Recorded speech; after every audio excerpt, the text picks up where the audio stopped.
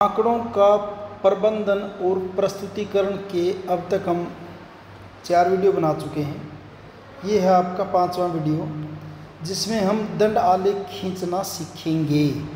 अब तक तो हमें दंड आलेख दे रखे थे, उनको देख के हमने क्वेश्चन आंसर किए थे। अब दंड आलेख खींचते कैसे हैं उसके बारे में। पिछले एक उदाहरण में नीलेश ने अपनी कक्षा के विद्यार्थियों की पसंद की मिठाइयों के लिए एक बारंबारता सारणी तैयार की थी। आइए इन आंकड़ों के लिए एक दंड आलेख तैयार करें। इन आंकड़ों के लिए दंड आलेख बनाएंगे। तो इसके लिए मैं पहले सीधा आपको बता देता हूँ क्या करना होता है। आपको देखिए ऐसे करते होते हैं। ये आपका है जैसे एक्स एक्सिस, ये वाई एक्सिस, ये आपकी अक्षैतिज लाइन है, ये वाली आपकी क्या है अक्षैतिज है, और ये ऊर्ध्वाधर। तो जो अक्षैतिज लाइन है यहाँ हम लिख लेते हैं मिठाई, यानी नीचे क्या लिख लेते हैं मिठाई। ये कौन कौन सी मिठाई है। और यहाँ हम लेते हैं विद्यार्थियों की संख्या, यहाँ ले लेते हैं विद्यार्थियों की संख्या। इसको देख लेना ध्यान से, आगे क्या लिखा उसके पढ़ने की जरूरत नहीं है। विद्यार्थियों की संख्या, ठीक है। और एक इकाई, क्योंकि छोटे हैं अपने पास आंकड़े जो क्या हैं वो 6, 9, 13, 3, 7, यानी ज़्यादा से ज़्यादा कहाँ तक गया हुआ 13 तक गया हुआ है। तो एक इकाई एक विद्यार्थी को ले लेंगे। और यहाँ दिखा देती इकाई जैसे क्या है बराबर। आप इसके अंदर ग्राफ पेपर का भी यूज़ कर सकते हैं। 2, 3, 4, 5, 6, 7, 8, 9, 10, 11, 12 और 13। थोड़ा बड़ा कर लेते हैं इसको, ये 13 तक, ठीक है। यहाँ इसको थोड़ा लंबा कर लेंगे और फिर शुरू करते हैं। यहाँ मिठाई में आपने क्या करना, बराबर डिस्टेंस पे ले लेना है। क्योंकि जो आप बार बनाएंगे ना, जो आयत बनेंगे आपके यहाँ पे, उनके सब के बीच की डिस्टेंस बराबर होनी चाहिए। सबकी चौड़ाई भी क्या होनी चाहिए, बराबर होनी चाहिए। जितनी जरूरत पड़ेगी उतना कर लेंगे हम इसमें। सबसे पहले यहाँ गिनती भी लिख देते हैं क्या, 1, 2, 3, 4, 5, 6, आगे बाकी बना रखा है इसने 9, 10, 11, 12 और 13 आगे इसने बना के दिखा रखा है इसको। ये बना रखा है इसे। बाकी मैं बना के दिखाते हैं पर आपको, आप कैसे बनाएंगे। अगर आप इसको ग्राफ पेपर बनाएंगे तो थोड़ा और इजी हो जाएगा। सबसे पहले देखिए जलेबी कितनी है 6। तो एक इकाई को छोड़ देंगे और 6 की सीध में से एक आयत बना देंगे ऐसे 6 की सीध में बिल्कुल। और यहाँ क्या लिख देंगे, जलेबी के बाद नेक्स्ट आपका है गुलाब जामुन। एक इकाई छोड़ देंगे और गुलाब जामुन कितने आपके 9 यहाँ पे है। तो 9 की सीध में से जाएंगे और एक खाना छोड़ के ऐसे। और इसके आगे इस पे क्या लिख देंगे नीचे, यहाँ गुलाब जामुन यहाँ लिख देंगे गुलाब जामुन। 9 के बाद गुजियाँ हैं 13, ये 13 आपका यहाँ है। और यहाँ इसकी सीध में चलेंगे, देखिए ये आ जाएगा यहाँ पे ऐसे। स्केल से बिल्कुल ठीक ठाक आएगा, मैं हाथ से बना रहा हूँ। यहाँ क्या लिख देंगे, गुजियाँ, यहाँ लिख देंगे ऐसे गुजियाँ, ठीक है। उसके बाद बर्फ़ी है 3, तो 3 की सीध में चलेंगे, एक इकाई छोड़ देंगे और ये आ जाएगा आपका यहाँ पे बर्फ़ी। इन जितनी भी आयत बनेगी सबकी चौड़ाई बराबर होनी चाहिए और सबके बीच में जो एक इकाई वो बराबर पे छोड़नी है आपको। रसगुल्ला है 7 की सीध में ऐसे। ग्राफ पेपर अगर लोगे उसमें आपको लाइनें मिल जाएंगी अपने आप ही, कुछ करना ही नहीं वहाँ। तो ये 7 को मिला देंगे ऐसे। ये है रसगुल्ला। आपको इसको फुटे से स्केल से करना है, फुटा लेके स्केल लेके पेंसिल सुंदर सा बनाना है। इस ढंग से आपका ग्राफ बन जाएगा। तो हमने देखिए यहाँ बता रखी सारी बातें, इसके अंदर जो लिख रखा है ये सारा बता रखा है आपने कैसे करना है। बस क्या लिखना है, हमने जो है एक इकाई क्या ले रखा है यहाँ पे, इस जगह पे एक इकाई में क्या ले रखा है, एक विद्यार्थी को ले रखा है, छोटा ले रखा है इकाई को हमने। एक इकाई किसके बराबर है, एक इकाई एक विद्यार्थी के बराबर है। एक इकाई किसको दिखा रही है, एक विद्यार्थी को दिखा रही है। इस ढंग से आप खींच सकते हैं। बाकी इसने बना के दिखा रखा, आप इसको देख सकते हैं बड़े आराम से। या इनके अंदर देखो क्या है आपके बीच के अंदर जो गैप है ना, ये इक्वल होना चाहिए, कम ज़्यादा नहीं कर सकते आप इसको। वो आपकी मर्जी, चाहे जो इसकी चौड़ाई इतना छोड़ दो या कम ज़्यादा करो, लेकिन ये गैप इक्वल होना चाहिए सबका बीच में। और ये आयत जो बने हुए इनकी चौड़ाई सबकी क्या होनी चाहिए, समान होनी चाहिए। इस ढंग से आप इसको बना सकते हैं। तो हम एक दंडालेख बना दिया है, मैंने बनाना सिखा दिया आपको। यहाँ हमने क्या किया है, एक इकाई लंबाई बराबर एक संख्या को ही लिया है। एक इकाई को क्या लिया, एक संख्या को लिया है। एक और उदाहरण देखिए अगला। स्मृति द्वारा 8 मैचों में बनाए गए रनों की संख्या दिखा रखी है। 8 मैचों में रन 80, 50, 10, 100, 90, 0, 90, 50। यहाँ क्या है, अगर आप एक इकाई लेंगे ना, जैसे इसके हिसाब से अगर करने लग जाए यहाँ पे, इस पर एक इकाई 1, 2, 3, 4 अगर ऐसे लेंगे फिर तो 100 तक जाने में तो बहुत बड़ा हो जाएगा ये। तो हम यहाँ क्या कर लेंगे, एक इकाई 10 रन के बराबर ले लेंगे यहाँ पे एक इकाई। यानी जैसे ऐसे करेंगे ना आप यहाँ ऐसे, तो यहाँ क्या लिखेंगे 10, यहाँ लिखेंगे 20, 30, 40 ऐसे लिखेंगे। फिर इसको बना लेंगे बड़े आराम से। तो ये देखिए बना के दिखा रखा है, ये बना रखा है यहाँ पे। ये यहाँ क्या आपका देखिए इकाई क्या ले रखी है, यहाँ आप लाइन लगा लेना, बेशक चाहे इसने नहीं लगा रखा, आप ये लाइन लगा लेना ऐसे ऐसे, और 10, 20, 30 दिखा दो, इसके ऊपर दिखा देना ऐसे, लाइन लगा के ऐसे दिखा देना।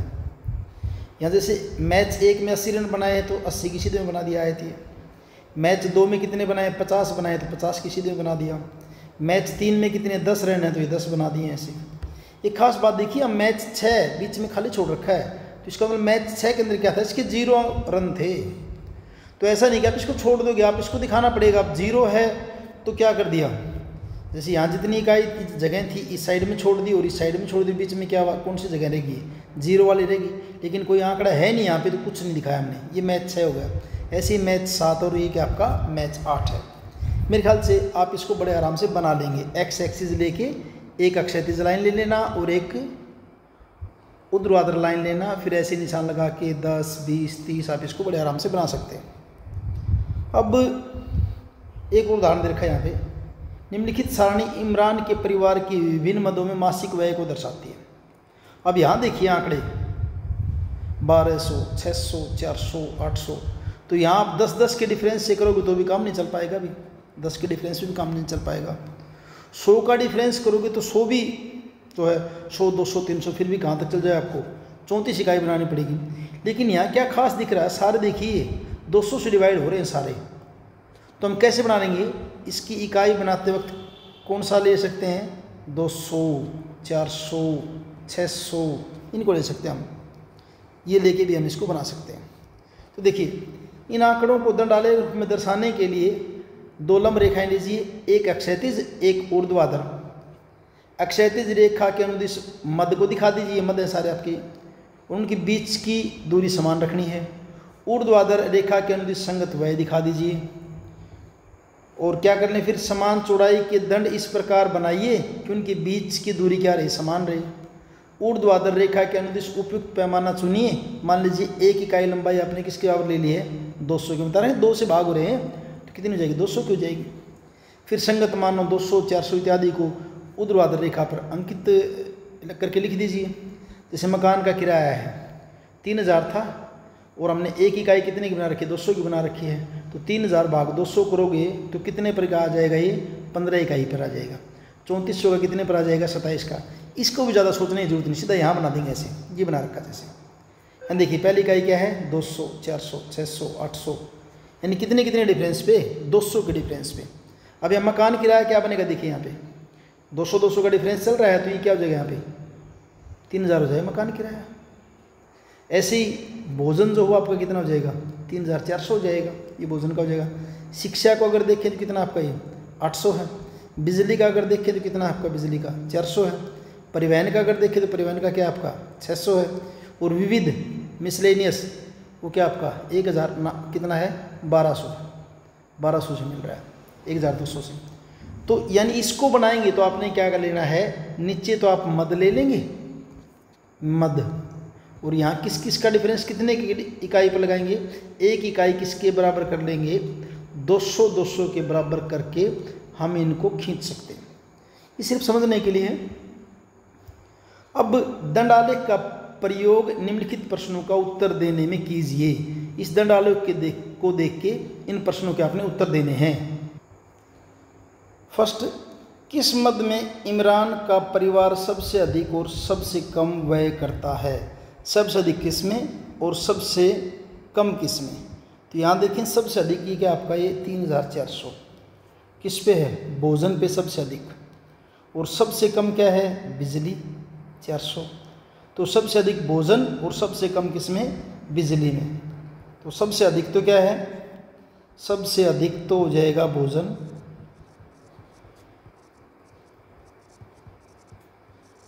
भोजन, और सबसे कम क्या हो जाएगा आपका?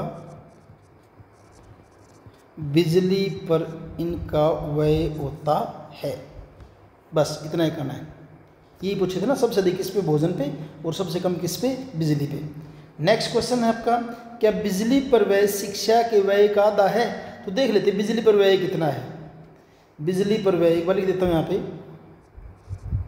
बिजली पर व्यय और शिक्षा पर व्यय,